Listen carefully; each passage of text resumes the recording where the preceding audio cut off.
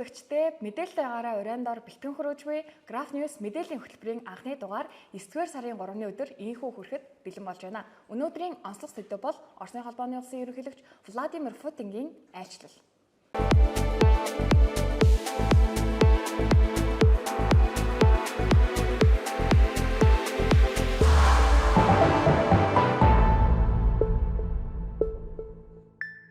Дэлхийг шуугуулад байнга л мэдээний халуун сэдв болоод байгаа ч ерөөсөө баригдахгүй, олдохгүй байгаа нэг эрхэм манай улсад айлчилж байна. Энэ бол Оросын холбооны улсын ерөнхийлөгч Владимир Путин. Тэгэхээр Путин ирснээсээ хойш Монгол улсад яг юу хийв гэдэг талаар мэдээлэл манай профессор бэлтгэсэн байгаа тийм ээ. Тэгэхээр бидэнтэй хаалцаач. За арай мэд хүргэе. За Монгол Орос улс бол хоорондоо стратегич бүрэн түншлэлтэй орнууд шүү дээ. Тэгээд ер нь бол 1921 оны 11 сарын 5-нд хоёр улс хоорондоо дипломат харилцаа тогтоогоод тэгээ Улаанбаатар хот Москва гээд хоёр улсынхаа төвдөө ингээд элчин сайдын яамаа харилцан байгуулж ирсэн юм билээ. За тэгээд өнөөдөр Путин нөгөө айлчилж ирж байгаатай холбогдуулаад өчигдөр бол 22 цагт Улаанбаатар хотод буусан шүү дээ. Тэгээ манай гадаад харилцааны яамны сайд Батцэг ухтаж авсан байгаа. Тэгээд өнөөдөр үдээс өмнө бол ямар нэг зүйл болохгүй байж байжгаад 13 цагт төв талбайд одоо бусад улсын ерөнхийлөгчтэй ухтаж авдаг шиг ухтаж авсан байгаа. Тэгээд энэ үеэр нэг сонирхолтой юм болсон юу вэ гэхээр нөгөө GovGame-ээс харсан байхгүй юу. Гэсэн чинь нөгөө манай Саарл ордон тэгээ Централ Тавар ер нь талбайг тойрсон өндөр барилгуудын дээр дурантай болон зэвсэгтэй хүмүүс байрласан байсан. Тэгээ үүнээс харахад бол нэлийн хамгаалалт өндөртэй байгаа юм шиг санагдсан. Тэгээд нэг санар сэрэмжтэй байгаа юм уу да гэдэг шиг тий. Тэг хүмүүс бол ерөөхдөө юусан байсан шүү дээ. Энэ Путин чинь ингээл бараг 23 онгостой ирж штэ амар харал хамгаалалттай ирж штэ ямар амар юм бэ л гэд яриад байгаа нь ер нь харагдсан. Тэгээд ер нь бол ингэж харагдсан. Тэгээд талбай дээр ухтаж авснаас үргэлжлүүлээд болохоор нөгөө хоёр улсын хоорондын хилцээр тий хамтын ажиллагааны гэрээн дээр гараа үүсгэх зурх гээд энэ үйл ажиллагааны явагдсан байгаа. За тэгээд үүнээс онцлох юм бол ямар гэрээн дээр санамж хүчүүдээр гарын үсэг зурж байгаа гэсэн чинь хамгийн онцлог нь болохоор нөгөө засгийн газар өнгөрсөн 7 хоногийн ээлжид хуралдаанаар нөгөө 3 дугаар цахилгаан станцыг одоо өргөтгөх шинжлэх те үндсэн зураг төсөл дээр нь бол зураг төслийг нь одоо боловсруулах тухай нөгөө боловсруулахаар болсон шүү дээ. Тэгээд үүнийг болохоор улсын хурлын аюулгүй байдал гадаад бодлогын байнгын хороо дэмжиж тэгээд засгийн газраас 3 дугаар цахилгаан станцын зөвлөлт холбоо тулсын одоо хөрөнгө оруулалтаар тухайн үеийн техникээр тухайн үед одоо хийгдсэн болохоор Оросын холбооны улсаар одоо шинжилээд одоо сайжруулбал дээр юм шүү гэд тэгсэн бэлээ. Тэгээд өнөөдөр Путин одоо айлчилж байгаатай холбогдуулаад дулааны 3 дугаар цахилгаан станцын зураг төслийг одоо Оросын компаниар хийлэхээр болсон юм байна. Тэгээд энэ нь болохоор нөгөө нэг олон улсын гэрээ учраас одоо Монгол улсын тендерийн хууль ерөөсөө үйлчлэхгүйгээр одоо Орос улсын одоо хилээр гэрээн байгуулагдаа тэгээд ер нь бол одоо дийлэнх зүйл нь одоо ингээ Оросын талд явагдана гэсэн үг. Тэгээ Оросын стандартаар шинжлэгдэнэ гэсэн үг. Гэхдээ энэ дээр нэг гол зүйл нь юу вэ гэхээр Монгол улсын одоо тусгай шаардлагуудыг бол заавал тусгаж өгнө гэсэн нэг юм гэрээн дээр одоо гарын үсэг зурсан байна. Тэгээд хамгийн онцлог нь энэс. Тэгээд мэдээж хэрэг нөгөө иж бүрэн түншлэлийн харилцаатай орнууд болохоор одоо энэ харилцаагаа улам бэхжүүлнэ л гэсэн байна. Хоёр улсын ерөнхийлөгч болсон шүү дээ. Тийм хоёр улсын ерөнхийлөгч болсон. За тэгээд мэдээж хэрэг энэ ерөнхийлөгчийн Путины айлчлалыг тойрсон хэд хэдэн асуудал байсны нэг нь болохоор нөгөө нэг эсэргүүцсэн хүмүүс нэлээд байсан. За энэний нэг жишээ нь гэх юм бол нөгөө нүүвар хөдөлгөөнийхэн.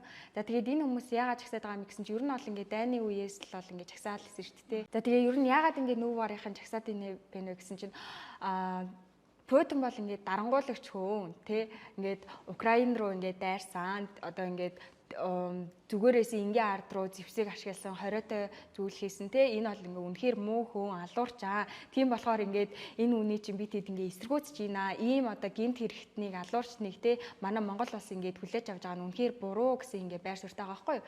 Гэхдээ одоо нүүвар хөдөлгөөнийх нь болохоор бид хэд ингээд ерөөсөө ингээд Путиныг чи ирэхээр ингээд дайрахгүй алах гэж одоо ингээ оролдохгүй зүгээр бид хэд ингээ 50 замаар те бид хэд ингээд Украин руу дайрсныг ингээ эсэргүүцэж байгаа энэ их тайвныг эрхэмлэж байгаа хүмүүс болохоор одоо ингээд тайвнаар жагснаа гэж одоо байр суурь Христийн хувьд инх тайвныг илэрхийлж тэ хоёр улсын бас хоорондын харилцааг бас тэр хүмүүс хараадах шиг байна. Тийм. Тэгээд ингээд тайвнаар жагснаа гэдэг ингээд өчигдөр талбай дээр жагсахтай байр суурь илэрхийлсэн юм байна л да. Тэгсэн чинь нөгөө нэг Путин яг 13 цагийн үед ингээд төв талбай дээр ирж исэн чинь тэр жагсаж исэн хүмүүс ингээд барай авцаа ингээд нэг мэдээлэл гаргасан шүү дээ тий. Тэгээд цагдаагийн газраас болохоор бид хэд ерөөсөө ингээд баривчлаагүй энэ хүмүүст ингээд жагсаал цоглаан хийхдээ дүрм журмын танилцуулсан авсан гэж мэдээлсэн. Гэсэн чинь нөгөө нэг нүүвар хөдөлгөөний төлөөлөгч цацрал гэдэг хүн мэдээлэл өгтөө бид хэд ингээд талбайн зүүн талаар ингээд гараа явж исэн чинь ингээд Оросын тухтай нөхдүүд ингээд ирснээр бид хэд ингээд хүч хэрэглээд тэгээд тэгсэн чинь ингээд цагдаа нар ингээд зүгээр л хараад исэн. Тэгснээр бид хэд ингээд Сүхбаатар дүүргийг 1-р цагдаагийн хэлц рүү авч яваад ингээд яах ч байгааг нь мэддэхгүй нэг цагдаагаар мануулаад ингээд хорой ишцсан гэж мэдээлсэн байгаа. Аюу сонирхолтой юм байна те. Тухайн үед бол хоёр ерөнхийлөгч хоорондоо уулзаад хүлээ авах угтах тийм үйл ажиллагааны үеэр маш олон иргэд болвол тэр лайваас харахад бол маш олон иргэд ингээд Сүхбаатарын талбайг тойроод ингээд бүгдээрээ хараа зогсчихсон. Яг тэрнтэй тэр үеэр бол тухайн иргэн үзэл бодлоо илэрхийлнэ үү яа нь бол тухайн иргэний ирэх шүү дээ. Гэтэл яг үзэл бодлоо илэрхийлж тэр 50 замаар жагсаасан хүмүүсийг цагдаагийн хэлтс дээр аваачаад одоо яах гээд байгаа мэрэгдэхгүй суулгаад байсан нэг сонин санагдаж байна л та тийм ээ. Сонин мас тий. За тэгээд нэг иймэрхүү юм болсон. Тэгээд Путины айлчлал бол маш олон хүмүүсийн анхаарлыг татсан. Ер нь юу болох нь гэд ямар гэрээн дээр гарын үсэг зурх нь гэд видео тавьчихсан нэлээд сонирхолтой байлаа шүү дээ тий. За тэгээд нэг иймэрхүү үйл явдал боллоо. Тэгээд дээрэс нь нэмээд болохоор халах голын дайны 85 жилийн ой болж байгаа шүү дээ. Тэгээ үүнтэй холбогдуулаад бас өнөөдөр төв талбай дээр одоо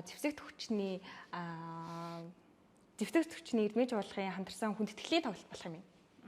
За үйл явдлын хураангуйг томилж хүргэсэн Пүүжигтэй маш их баярлалаа. За олон нийтийн хувьд бол Путин айлчилж байгаа нь буруу зөв гэх одоо хоёр талд хуваагдсан нь ерөнхийдөө харагдаж байна. За айлчлалыг буруутгах байгаа хүмүүс бол манай улс бол олон улсын тавцанд арай гэж ингээд нэр хүндтэй болж байхад Путин үүнийг балалж байна. Түүнийг олон улсын эрүүгийн шүүхэд барьж өгөх нь зүйтэй гэдэг байр суурийг илэрхийлж байгаа. Харин Путингийн айлчлалыг зөвтгөж байгаа хүмүүс бол Орос бол манай улсын мөнхийн хурш юм а. За манай улс бол гадаад бодлогын үзэл баримтлалдаа хоёр хөршөө тэргүүн 50 гэж тусгасан байдаг учраас энэ бол зөв ажил юм а гэж байр суурийг илэрхийлж байгаа. За тэгвэл энэхүү ажилттай холбоотой судлаачийн байр суурийг манай сэтгүүлч Чимэцээс сурвалжсныг хамтдаа үздэгэ. Манай улсын гадаад бодлого болон энэ удаагийн айлчлалын үр ашиг үүнтэй холбоотой маргаантай асуудлаар олон улс судлаач Нямдаваагаас тодруулъя. Манай одоо хүчин төгөлдөр байгаа гадаад бодлогын үзэл баримтлалын дагуу Оросын улбаны улс бол манай гадаад бодлогын тэргүүлэх чиглэлүүдийн нэг. Хоёр их хурш буюу Орос хятадтай тэнцвэртэй харилцах нь Монгол улсын гадаад бодлогын тэргүүлэх чиглэл байна гэд бид нар бодлогын баримтчиг дээр Монгол улсын их хурлаас баталсан бодлогын баримтчиг дээр тусгацсан байна. Үүнийхээ хүрээнд гадаад бодлогоо хэрэгжүүлээ явж байгаа. Тэр утгаар харах юм бол мэдээж үр дүнтэй айлчлал. 20 дугаар зууны Монгол улсын тусгаар тогтнох үйл явц. За Монголын түүхэнд өрнөсөн одоо халах голын байлдаан гэдэг юм уу том чухал үйл явдлуудад тухайн үеийн зөвлөлт холбоот улс, за түүний од залхамжлагч Оросын улбаны улс бол шууд холбоотой. Тэгэхээр энэ хоёр талын хоорондын харилцааг хөгжүүлэх, хоёр талын харилцааны одоо улс төрийн дэмжлэгийг бий болох гол хөшүүргүүдийн нэг нь түүхэн хүчин зүйлүүд байсаар ирсэн. Анханасаа. Тэр нь бол одоо энэ халах голын ойгоор Оросын улбаны улсын ерөнхийлөгч айлчилдаг энэ жишг тогтож байгаагаас харагдаж байгаа. За нөгөө талаас айлчлалын давтамжийн талаас аваад үзэх юм бол ер нь зүгээр зөвлөлт холбоот улсын үед хүртэл энэ Оросын улбаны улс за тухайн зөвлөлтөөс Монгол руу чиглэсэн өндөр дээд түвшний айлчлалын давтамж юм өндөр байгаагүй. Тэр утгаар айлчлал ач холбогдолтой. Манай гадаад бодлогын тэргүүлэх чиглэл болсон улсын удирдагч, ерөнхийлөгч ирж байна гэдэг бол бидний хувьд чухлаа гэсэн үг. Нямдаа судлаачийн ярьснаар бол Путин хүлээж авч байгаа нь гадаад бодлогын үзэл баримтлалаа мөрдөж ажиллаж байгаа нэг хэлбэр юм а гэдгийг хэлж байна. За гадаад бодлогын үзэл баримтлалыг бол улсын хурлаас батлан гаргадаг учраас Монгол улсын хувьд үүнийг дагаж мөрдөх нь зүүн хэрэг юм а. Харин үүнээс гадна нэг асуудал маш хурцаар тавигдаад байгаа нь Монгол улс Путинг олон улсын эрүүгийн шүүхэд барьж өгөх үү гэдэг асуудал байгаа. За манай улс бол олон улсын эрүүгийн шүүхийн гишүүн орон. За Путины хувьд бол эрүүгийн шүүхийн гишүүн орноор одоо ерөөсөө өмнө нь айлчлаагүй байжгаад Монгол улсад ирж байгаа маа. Тэгээд энэ талаар судлаач бас ямархуу байр суурь илэрхийлснийг хамтдаа сонсъё. Дайны гэмт хэрэгтэн гэж тооцогдсноос хойш айлчилж байгаа анхны улс нь Монгол улс болж байгаа. За энийг бол хоёр талаас нь хараад байгаа. Нэг талаас хоёр талын хоорондын ихтгэлцэл өндөр байгаа юм шиг. Яагаад гэвэл мэдээж Оросын улбаны улсын ерөнхийлөгч тодорхой сонголтуудыг хийж байгаа. Өнгөрсөн онд жишээлбэл БРИКС-ийн дэд хэмжээний уулзалт Өмнөд Африкийн бүгд найрамдах улсад болсон. Өмнөд Африкийн бүгд найрамдах улсын ерөнхийлөгч Рамафоза бол тэр үедээ бид нар Путин ерөнхийлөгчийг Өмнөд Африкт хөл тавих юм бол баримтлахгүй гэдгийг хэлж ирсэн. Тэгтээ өөрөө очоогүй. Харин Монгол улсад Монгол улсын ерөнхийлөгчийн урилгын дагуу эрхийн сонголтыг хийж байна. Тэгэхээр хоёр талын хооронд улс төрийн ихтгэлцэл байгаад байгаа юм шүү гэдэг нэг хүлээлт байна. Магадгүй нөгөө талаас нь харах юм бол мэдээж олон улсын харилцаа хоёр талтай. Нөгөө талаас нь харах юм бол Оросын улбаны улс Монгол улсыг одоо ерөнхийлөгч Путиний хувьд Монгол улс өөрийг нь баримтлах тийм улс төрийн шийдвэр гаргах магадлал багтаа улс гэж харсан байх боломжтой байна. Улс төрийн шийдвэр шүү дээ энэ чинь тий. За судлаач маань ерөнхийдөө хоёр өнцөг хэлж байна. Нэг нь бол Орос болон Монгол улсын хооронд итгэлцэл маш өндөр байгаа учраас Путин бол олон улсын иргэн шүүхээс айхгүйгээр айлчилж байна гэдэг өнцгийг ярьж байгаа бол нөгөө талаас Оросын тал бол за Монгол улс бол ер нь улс төрийн чадамжгүй дээ, Путин байрж өгч чадахгүй дээ гэдэг одоо байр суурийг илэрхийлж байгаа мэт харагдаж байна. За ерөнхийдөө бол олон улсын иргэн шүүхээс BBC агентлагт одоо байр сууриа илэрхийлэхдээ Монгол бол баривчлах үүрэгтэй, гэхдээ ер нь нэг шаардлагатай биш ээ гэдэг байр суурийг илэрхийлсэн байна. За тэгвэл Путин яг өмнө нь яг ямар улсаар айлчсны дараа манай улсад ирж байгааг одоо манай сэтгүүлч намын бэлтгэсэн байгаа. За Путин ерөнхийдөө ерөнхийлөгчөөр сонгогдсноос хойшоо маш олон айлчлал хийсэн байгаа тийм ээ. Тэгэхээр яг ямар улсуудаар айлчлаад манайх хэд дэх одоо айлчилсан орн болж байна вэ? За Орос улбаны улсын ерөнхийлөгч Владимир Путин 2024 он гарснаас хойш буюу дахин сонгогдсноос хойш 7 улсаар айлчлаад байна. Манай улсын ихүү одоо 8 дахь улс нь болж байна. За ерөнхийлөгчөөр дахин сонгогдсноос хойш тэрээр анхны айлчлалаа 2024 оны 5 сарын 16-наас 17-ны өдөр бүгд найрамдах Хятад ард улсын Харбин хотод хийсэн байгаа. За энэхүү Хятад ард улсын дарга Ши Жинпинтэй уулзсан хамгийн одоо уулзаж одоо хийсэн хамгийн том хэлэлцээр нь хоёр орны эдийн засгийн хамтын ажиллагааг үргэлжлүүлэх асуудал байгаа.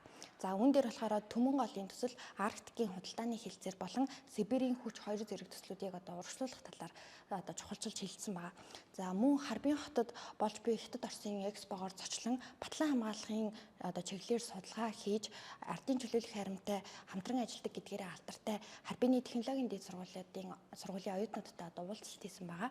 За энэхүү Харбины дээд сургууль болон түүний төгссөн сургууль болох Санкт Петербургийн улсын их сургууль хамтран 1500 оюутны сургуулийг нээнэ гэж энэ үедээ хэлсэн байгаа. Ер нь бол нөгөө Путин дахин ерөнхийлөгчөөр сонгогдсон цааш анхны айлчлалаа Хятадд хийж байна гэдэг чинь Хятад бол ямар одоо сайн хамсаатан холбоотон тий нэмээд одоо ямар хамгийн том худалдаа авагч гэдгийг ерөнхийдөө илэрхийлж байна тийм ээ. За тэгэл яг үүний дараа 5 сарын 23-наас 24-нд Беларусь улсын Минск хотод айлчлан тус улсын ерөнхийлөгч Александр Лукашенкотой уулзсан байгаа. За энэ үеэр аюулгүй байдал тактикийн цөмийн зэвсгийн сургуультад анхаарч ажиллах тухай хэлсэн байгаа. За Минск хотын зүгээс дайны дэлбэрт ашиглах зориулттай жижиг цөмийн зэвсгийг хөөргөх бэлтгэл сургуультанд оролцохоор болсон. За цөмийн шинжээчдийн үзэж байгаагаар бол энэ сургуульт нь барууны орнуудыг Украины дайны асуудалд хэд гүнзгий оролцохгүй байхыг анхааруулж байгаа одоо Путиний дохио юмаа гэж үзсэн байгаа. За барууны орнуудын хувьд бол яг Киевийг зэвсэг тагнуулын мэдлэлээр хангасан ч гэсэн бас цэрэг оруулахаас татгалзаар байгаа.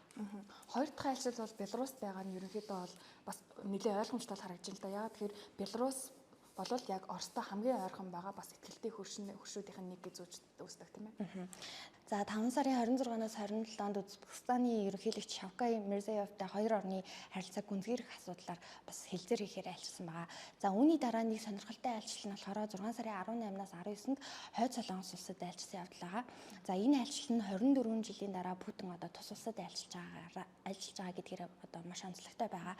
За энэхүү 1961, 2000, 2001 онуудад байгуулсан одоо өмнөх хэлэлцээрүүдийн шинжилэн Ким Жон Унтай дахин одоо шинэ стратегийн төрөлд гарын үсэг зурсан байгаа. За энэ хэлэлцээрт нь болохоор Орос Хойд Солонгос улсын аль нэг нь хэрвээ халдлагад өртөх юм бол хоёр улс одоо бие биедээ харилцан тусланаа. Тэгээд харилцаагаа шинэ шатанд гаргана гэсэн зүйлийг тусгаснараа энэ хэлэлцээр нь маш онцлогтой байгаа. Энэ хоёр улсын хувьд бол хоёулаа цөмийн зэвсэгтэй хоёр улс байгаа. За дээрэс нь Путиний хувьд бол холбоотон нэлээд хайж байгаа гэдэг мэдээлэл яваад байдаг тийм ээ. Тэгэхээр бас ингээд Хойд Солонгост ерөнхийдөө айлчилж байгаа. Тэр ялангуяа 24 жилийн дараа айлчилж байна гэдэг бол шинэ холбоотны эрэлттэй ингээ амжилттай болсон юм биш үү те. Ялангуяа бол хоёр улс хоорондоо ингээд нэгэнд нь асуудал гарах юм бол нөгөөгөө хамгаална гэдэг бүр баттай ярилцсан гэж байгаа тийм ээ. За дараа нь Вьетнам улсад 6 сарын 19-наас 20-нд айлчилж коммунист намын ерөнхий нарийн бичгийн дарга, ерөнхийлөгч, ерөнхий сайд, үндэсний ассамблеийн дарга нартай одоо уулзсан байгаа.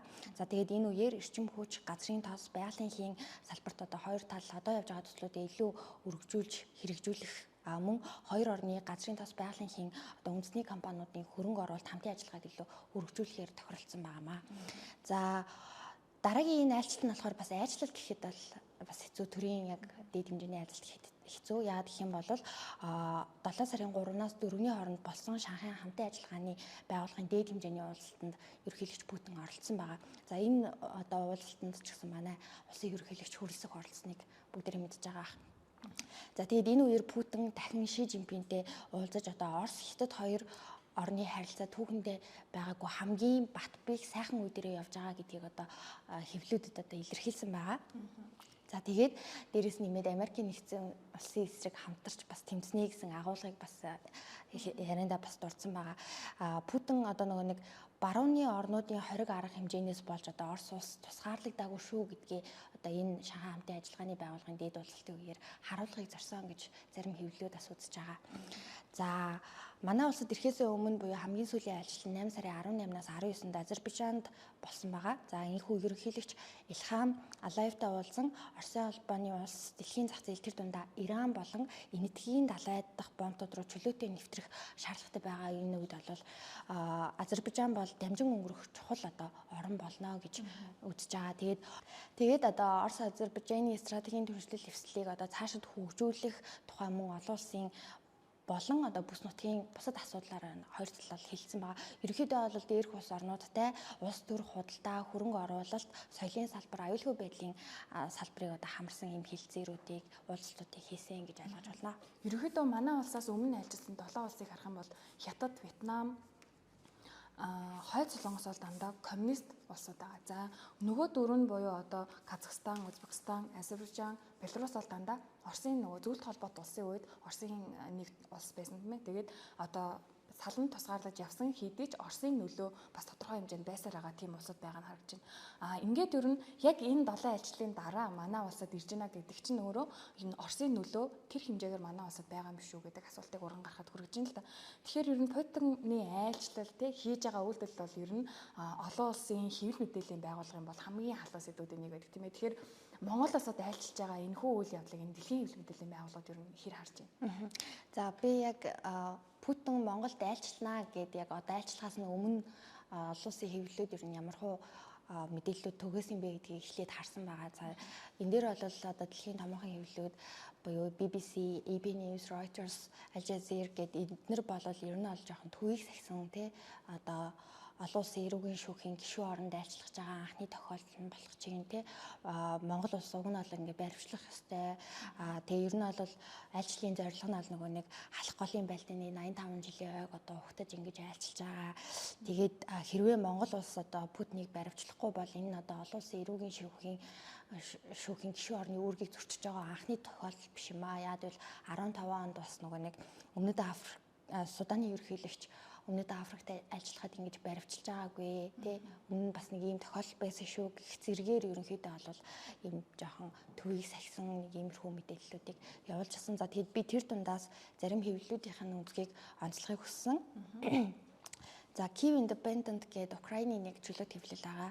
За энэ хэвлэл болохоор Украины парламентын гишүүдийн зүгээс Монголын парламентын одоо улсын хурлын гишүүдэд хаягдсан одоо захидлыг нийлсэн байгаа. За тэгээд энэ захидалт нь болохоор юу гэсэн бэ гэхээр Монголын эрх баригчдаас олон улсын баримтлах тушаалыг биелүүлж Оросын албаны улсын тэргүүн Владимир Путиныг одоо Гаг дахь олон улсын эрүүгийн шүүхэд одоо шилжүүлэн өгөхийг одоо уриалж байна гэсэн ийм агуулгатай захидал хийлгээсэн байгаа. Тэгээд Украины парламентын гишүүн парламентын гадаад харилцааны бодлогын дарга нь болохоор 9 сарын 2-нд мэдээлэл гаргасан. Энэ мэдээлэлтэй болохоор Путины Монголд хийсэн айлчлал нь бол одоо маш сайтар төлөвлөсөн өдөн хатгалга юм аа гэж ингэж дүгнсэн байгаа. Ер нь нэг талаар нь тайлбарлах юм бол ерөнхийдөө бол олон улсын эрүүгийн шүүхийн шийдвэр одоо тий хамаагүй шүү тэгсэн ч гэсэн би танай гишүүн оронд айлчилж шүү тий тэгж одоо олон улсын эрүүгийн шүүхийг болон гишүүн орнуудыг бас өдөө хатгаж байгаа бас нэг хэлбэрээ гэж ойлгож болохоор аа. За Sky News-ийн зүгээс болохоор бас олон улсын эрүүгийн шүүхийн гишүүн орон одоо яг энэ баримтлах тогтоол гарсан сэжигтнийг бол нутаг дэвсгэрт нь хөл тавьсан тохиолдолд баримтлах ёстой. Монгол ч гэсэн бас ийм үүрэгтэй. Гэхдээ бодит байдал дээр энэ улс маань одоо эдийн засгийн одоо хувьд асар их одоо энэ хөрш улсаас хамааралтай учраас энэ хөрш улсынхаа уур хилэнгийн өдөөж эрсдэлд орохыг хүсэхгүй байна. Москватай одоо үүсгэх, Оростой одоо үүсгэх сөрөг үр дагавар нь Гаагтай үүсгэх хүмүүс хамуунаас илүү дор буюу одоо Монгол улсад илүү хор хөнөөлтэй байна гэж ийм нэг үнцгийг гаргасан байна. За дипломат гэд мэдээллийн хэрэгслээс болохоор Монгол улс бол одоо яг нэг эрчим хүчний аюулгүй байдлаас хөрш орноосоо маш хамааралтай. Нефтийнхаа 95% импортын 95% нь одоо Оросын албаны улсаас хангадаг. Хэдийгээр одоо Монгол улс Азад ингээл ардчилсан орн гэж байгаа боловч Ромын дүрмийн дагуу хүлээсэн одоо Путиныг баривчлах үүргээ одоо үл тоомсорлоод Оросоос шатхуун нийлүүлж илүү нөгөө үндэсний эрх ашигтай нийцсэн одоо тийм гэрээ хилцээр байгуулах гэж байна. Тэгээд одоо энэхүү сонголт нь мэдээж нөгөө олон улсын эрүүгийн шүүхийн гишүүн орнуудын уур хилэнтэй эсвэл игдүүцлийн хүргэгч гэсэн илүүтэй улс үндэстнийхээ эрх ашигыг ботсон ийм шийдвэр гаргаж байна. Яагаад гэвэл одоо эрчим хүчний аюулгүй байдал гэдэг бол улс үндэстний одоо ашиг сонирхлын тэргуун игнэнд ордог ийм салбар байгаа шүү дээ, тий. За Евроневсийн зүгээс бас нэг мэдээлэл гаргасан. Тэр нь болохоор одоо Орос Хятад хоёрын дунд шахагдсан ерөнхийлөгч хүрсэх чихэн одоо дүлэрсэн юм шиг байна гэж ингэж зөвлөжсэн байсан. Тэгээд ерөнхийдөө бол Европын холбооны зүгээс одоо энэ Монгол улсад айлчлах байгаа айлчлал нь одоо санаа зовж байгаагаа илэрхийлсэн боловч одоо нэг ямар ч одоо албан ёсны хариу тайлбар өгөхгүйгээр инхүү одоо ингээд энэ айлчлалыг зохион байгуулах гэж байна гэдэг ийм мэдээллийг түгээсэн байгаа. Одоо олон улсын эрүүгийн шүүхүүд бол манай улсын шүүгч Эрдэнэ Балсүрэн гэдэг хүн саяхан томилогдсон шүү дээ, тийм ээ. Тэр талаар та бас юу хэлмээр? Гордон дээр яг энэ талаар гарсан байсан.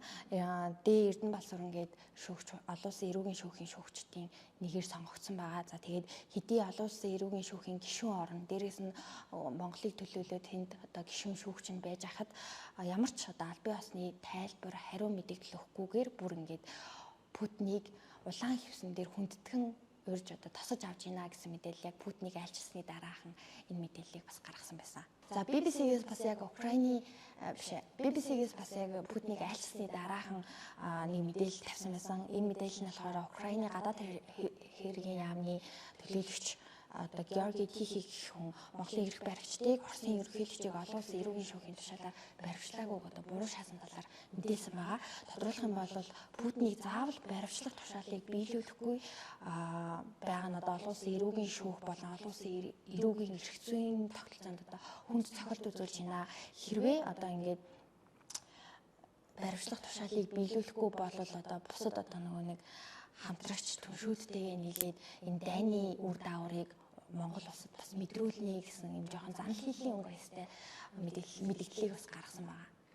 Ерөнхийдөө олон нийтийн дунд явж байгаа мэдээллийг харах юм бол барууны орны одоо Монгол дахь элчин сайднаар бол нэлийн одоо бухимдсан, ууралсан байдалтай тийм жиргэнүүдийг ерөнхийдөө гаргасан. Жишээлх юм бол Чехээс Монгол улсаас зуух элчин сайд бол энэ бол таны гэмт хэрэг үлдсэн хүнийг ингээд Монголд авчирч байгаа нь бол зүгээр муу хэрэг байна гэдэг агуулга бүхий жигийг гаргасан байсан харагдчихсан. За тэгээд айлтын талаарх мэдээллийг ерөнхийдөө томилж хүргэсэнд баярлалаа. За тэгээд Граф-Ньюс мэдээллийн хөтөлбөрийн онцлог сэдв маань нэмэхүү өндөрлөж байна. Та бүхэн үргэлжлүүлэн улсын орнд өрнөсөн бусад үйл явдлын мэдээллийг хүлээн авч үзээрэй. За Путингийн айлшилтай зэрэгцээ дараагийн айлчлалын тов гарсан байна заяа. За Хятадын дид дарга Ханжон гэдэг хүн бол 9-р сарын 6-наас 8-ны өдрүүдэд манай улсад ажиллахаар болжээ. За энэ хүн бол засгийн газрын урилгаар айлчилж байгаа гэдгээр онцлог юм байна. За айлчлалын зорилго нь гэх юм бол Монгол Хятад хооронд одоо дипломат харилцаа тогтоосны 75 жилийн оюун жил тохиож байгаа учраас айлчилж байгаа юм. За өчтөр 20 минутын хоот үндэсний хоороо анхны хуралдаанаа хийсэн. За тэгээд хуралдаанаар болохоор автомашины улсын дугаарыг нөгөө нэг тэгш сонгоогоор явуулах уу гэдэг асуудлыг иргэдээс одоо санал асуулга авч шийднэ гэжсэн шүү дээ. За тэгвэл өнөөдөр Улаанбаатар цагийн мэн сайтаар одоо тус санал асуулгыг авч эхэлсэн байна. Тэгээд 15 цагийн байдлаар 2000 хүн энэ санал асуулганд нь оролцсноос 57% нь дэмжихгүй гэсэн байна. Тэгэхээр иргэд одоо дэмжихгүйгээс шалтгаалж одоо энэ дугаарын хязгаарлалтыг хийх үгүй юу гэдгийг одоо шийдэх юм байна. Парис 2024 Паралимпийн наадам болж байгаа шүү дээ. Манай улсын баг тамирчид бол маш амжилттай 1 алт 2 мөнгөн медальтай явж байгаа. За тэгвэл Монголын үндэсний Паралимпийн холбооноос бол амжилттай оролцсон тамирчидтэй болон багш тасгалжуулагч нарыг нь хүлээж аваад мөнгөн шагнал өгсөн гэдэг мэдээлэл. За хичээлийн шинэ жил эхлээд удааг байгаа. Тэгээд тэгсэн чинь бага ангийн хүүхдүүд маань автобусанд сүнхээ мартаад буугаа тохиолдлууд одоо айгүй их гарч ийна. Тэгээд нийтийн тээврийн бодлогын газраас одоо эцэг их хасран хамгаалагч нарт нь хандаад та бүхэн одоо хүүхдүүдтэй эд зүйстэй арга гамтаа байгаарай гэдгийг одоо зааж өгөөрэй гэж одоо уриалсан байна. Тэгээд автобусанд үлдсэн цүнхний мэдээллийг нийтийн тээврийн бодлогын газар цахим хуудсандаа байршуулсан байгаад бол эцэст нь холбогдож аваарай гэсэн. Ер нь бол энэ цүнхний эзэн хэм бэ гэж байж байгаа юм шүү те.